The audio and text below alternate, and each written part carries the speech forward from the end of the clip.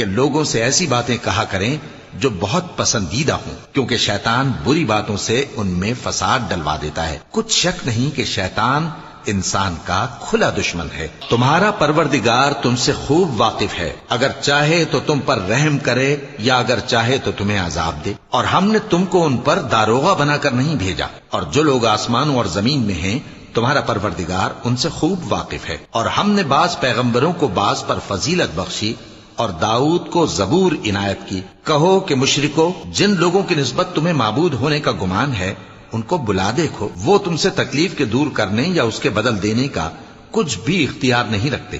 یہ لوگ جن کو اللہ کے سوا پکارتے ہیں وہ خود اپنے پروردگار کے ہاں ذریعہ تقرب تلاش کرتے رہتے ہیں کہ کون ان میں اللہ کا زیادہ مقرب ہوتا ہے، اور اس کی رحمت کے امیدوار رہتے ہیں اور اس کے عذاب سے خوف رکھتے ہیں۔ بے شک تمہارے پروردگار کا عذاب ڈرنے کی